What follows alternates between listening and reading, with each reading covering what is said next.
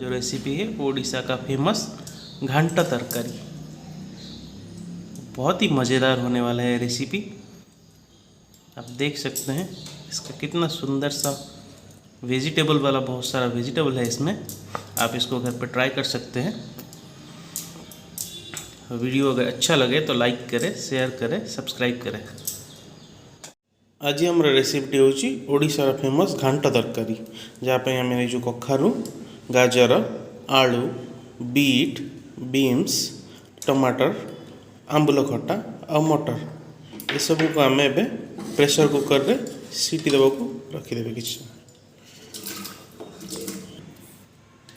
कि आम पकेवा लुण, स्वाद अनुसार हलदी,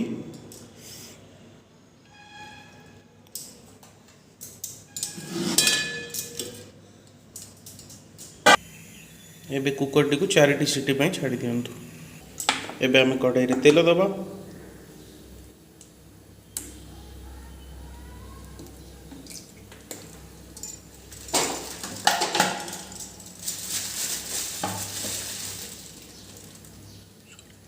किछि सोरिष,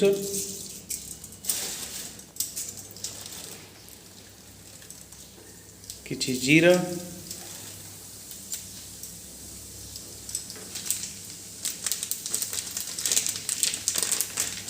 किछि खड़ा मसला,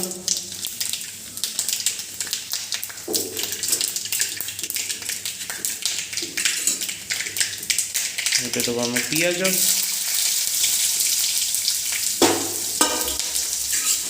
पियाज टी फ्राए करंतु।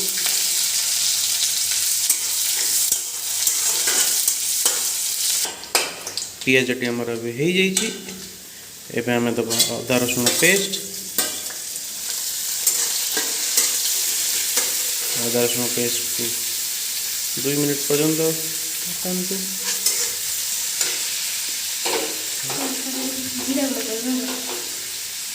एबे आम दबा किछि जीरा गुंड, किछि धनिया गुंड,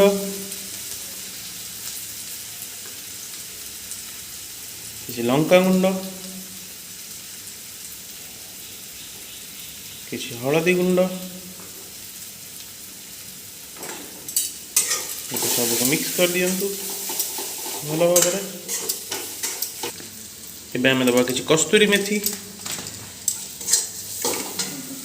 एबे आम जो परिवा और बाकी सब जिनस कुकर रे पकईलु से भल भाव हो जाइए। एबे आम देदेबा ताको सब।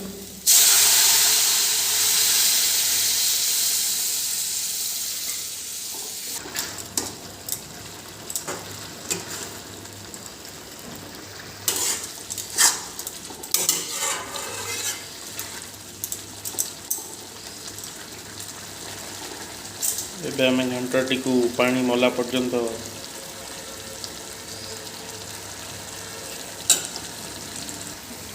अल्प चीनी दिंतु। आपण मैंने चीनी रे टेस्ट आहरी बढ़ी जीवो। घांटा चीनी टी बहुत आवश्यक जिनस। एबे हमर गरम मसला टिके पड़िबो।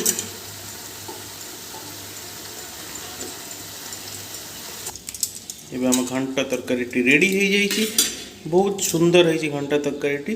एबे किछि धनिया पत्र आम दबा ऊपर। देखि पार्थिबे आपण कलर टी बढ़िया सुंदर आछि